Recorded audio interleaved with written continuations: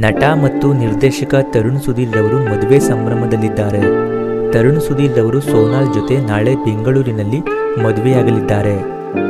ಮದುವೆ ಕಾರ್ಯಕ್ರಮದಲ್ಲಿ ಸ್ಯಾಂಡಲ್ವುಡ್ನ ಎಲ್ಲ ಕಲಾವಿದರು ಭಾಗಿಯಾಗಿ ಶುಭ ಹಾರೈಸಲಿದ್ದಾರೆ.